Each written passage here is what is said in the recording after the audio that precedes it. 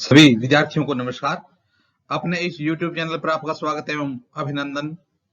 हाँ तो विद्यार्थियों, आज हम राजनीति विज्ञान से संबंधित एक महत्वपूर्ण टॉपिक देखने जा रहे हैं। आज का हमारा टॉपिक रहेगा चीफ इलेक्शन कमिश्नर, मुख्य निर्वाचन आयुक्त। आज का हमारा टॉपिक है मुख्य निर्वाचन आयुक्त। तो देखिए विद्यार्थियों, निर्वाचन आयोग का गठन 25 जनवरी 1950 को किया गया था। 25 जनवरी 1950। प्रश्न बनता है कि निर्वाचन आयोग का गठन कब किया गया था। निर्वाचन आयोग का गठन 25 जनवरी 1950 को किया गया था। इसलिए 25 जनवरी को राष्ट्रीय मतदाता दिवस के रूप में मनाया जाता है। राष्ट्रीय मतदाता दिवस कब मनाया जाता है? 25 जनवरी को राष्ट्रीय मतदाता दिवस मनाया जाता है। तो 25 जनवरी को ही राष्ट्रीय मतदाता दिवस क्यों मनाया जाता है? क्योंकि 25 जनवरी 1950 को निर्वाचन आयोग का गठन किया गया था। तो देखिए, जो निर्वाचन आयोग है इसका मुख्यालय कहां स्थित है? इसका मुख्यालय नई दिल्ली में स्थित है। नई दिल्ली में स्थित है। किसका मुख्य जो निर्वाचन आयुक्त है उसका मुख्यालय कहां स्थित है? दिल्ली में स्थित है। और वर्तमान में यह एक त्रिसदस्यीय यानी 3 सदस्यीय आयोग है। तो देखते हैं क्या है मुख्य निर्वाचन आयुक्त। तो देखिए विद्यार्थियों, संविधान के अनुच्छेद 324 से 329 तक भारतीय राजनीतिक व्यवस्था में एक स्वतंत्र एवं निष्पक्ष चुनाव के लिए चुनाव आयोग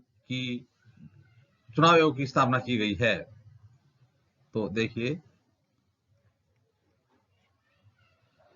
अनुच्छेद 324(2) के तहत मुख्य चुनाव आयुक्त की नियुक्ति राष्ट्रपति द्वारा की जाती है। किसके द्वारा? राष्ट्रपति द्वारा की जाती है। दोबारा देखना कि मुख्य निर्वाचन आयुक्त संविधान के अनुच्छेद 324 से 329, अनुच्छेद 324 से 329 तक भारतीय राजनीतिक व्यवस्था में एक स्वतंत्र एवं निष्पक्ष, देखना, स्वतंत्र एवं निष्पक्ष चुनाव के लिए चुनाव आयोग की स्थापना की गई है।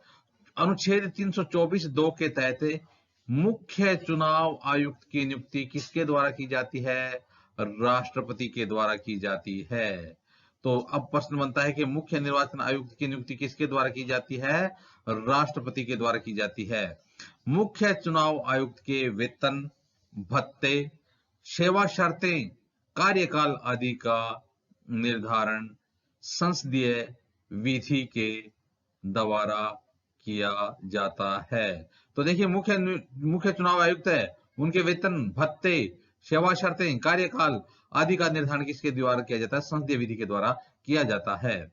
मुख्य चुनाव आयुक्त की कार्यपालिका के राजनीतिक हस्तक्षेप से मुक्त रखने के लिए संविधान में वही संरक्षण प्रदान किया गया है जो उच्चतम न्यायालय के न्यायाधीशों को प्रदान किया गया है। तो देखिए, मुख्य चुनाव आयुक्त है वो कार्यपालिका के राजनीतिक हस्तक्षेप से मुक्त रहे, यानी कार्यपालिका किसी प्रकार से राजनीतिक हस्तक्षेप न कर सके, इसके लिए संविधान में वही संरक्षण प्रदान किया जाता है जो उच्चतम न्यायालय के न्यायाधीशों को प्रदान किया जाता है। तो इस प्रकार से यानी कार्यपालिका का राजनीतिक हस्तक्षेप चुनाव आयुक्त पर नहीं रहे, इसकी व्यवस्था भी की गई है। आगे देखिए विद्यार्थियों, अर्थात चुनाव आयुक्त को संसद के दोनों सदनों के कुल सदस्यों के बहुमत तथा उपस्थित एवं मतदान करने वाले सदस्यों के 2/3 बहुमत से हटाया जा सकता है। तो देखिए, यदि चुनाव आयुक्त है उसको यदि हटाना चाहे तो हटाने की प्रक्रिया को थोड़ा कठिन बनाया गया है ताकि कार्यपालिका का हस्तक्षेप न हो। तो हस्तक्षेप से बचाने के लिए चुनाव आयुक्त को संसद के दोनों सदनों के कुल सदस्यों के बहुमत तथा उपस्थित एवं मतदान करने वाले सदस्यों के 2/3 कुल सदस्यों का बहुमत होना चाहिए, और जो उपस्थित हैं, मतदान करने वाले हैं, उन सदस्यों का 2/3 बहुमत से ही इसको हटाया जा सकता है। तो इस प्रकार से सेवा शर्तें हैं, उनको थोड़ा सा स्थायी बनाया गया है। अब देखते हैं विद्यार्थियों, चुनाव जो आयुक्त है उससे संबंधित आगे की मुख्य गतिविधियां।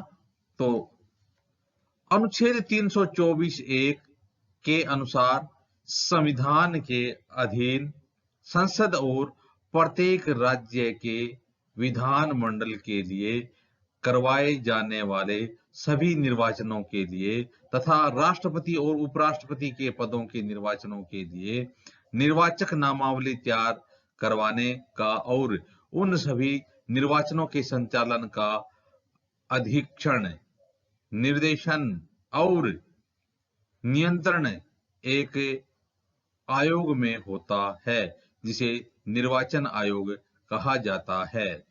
अनुच्छेद 324(1) क्या कहता है कि इसके अनुसार संविधान के अधीन संसद और प्रत्येक राज्य के विधान मंडल के लिए, दोनों देखिए, संसद इसके साथ साथ प्रत्येक राज्य के जो विधान मंडल के लिए करवाए जाने वाले सभी प्रकार के निर्वाचन हैं, सांसदों के निर्वाचन हो या विधान मंडल के निर्वाचन हो, किसके द्वारा किए जाते हैं, करवाए जाते हैं, केंद्रीय निर्वाचन आयोग के द्वारा करवाए जाते हैं।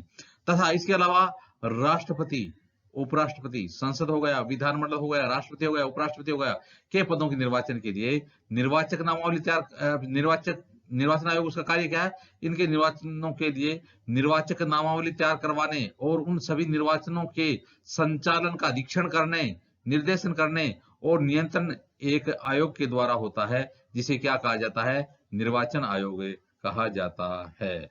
तो इस प्रकार से निर्वाचन आयोग की भूमिका को स्पष्ट किया गया है। आगे देखिए विद्यार्थियों, अनुच्छेद 324(2)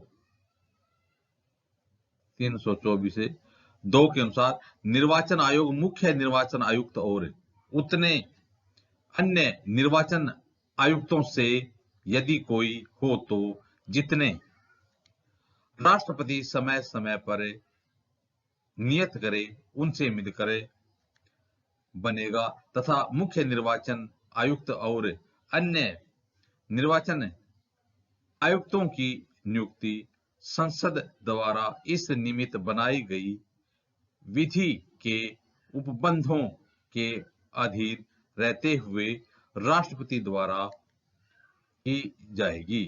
तो देखिए, अनुच्छेद 324(2) में निर्वाचन आयोग है या मुख्य निर्वाचन आयुक्त और उतने ही अन्य निर्वाचन आयुक्तों जितने निर्धारित किए जाएं, यदि कोई हो तो जितने राष्ट्रपति समय समय पर नियत करे। कौन नियत करे? राष्ट्रपति नियत करे कि निर्वाचन है वो कितने सदस्य होना चाहिए, उससे मिलकर बनेगा तथा मुख्य निर्वाचन आयुक्त और अन्य निर्वाचन आयुक्तों की नियुक्ति संसद द्वारा इस निमित्त बनाई गई विधि के उपबंधों के अधीन रहते हुए राष्ट्रपति द्वारा की जाएगी। किसके द्वारा की जाएगी? राष्ट्रपति के द्वारा नियमावली संसद द्वारा तैयार की जाएगी।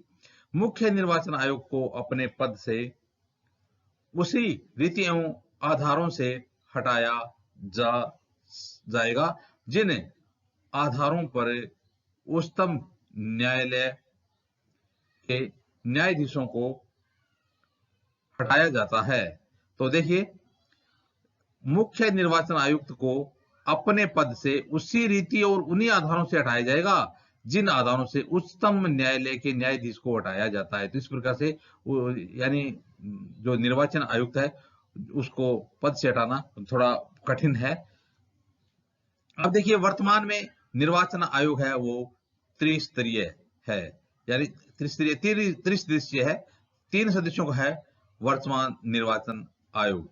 तो इस प्रकार से विद्यार्थियों, आज हमने निर्वाचन आयोग के बारे में अध्ययन किया। आगे आने वाले वीडियो में भी इसी प्रकार से अध्ययन करते रहेंगे। आप भी अपने इस YouTube चैनल के साथ बने रहिए। वीडियो देखने के लिए धन्यवाद।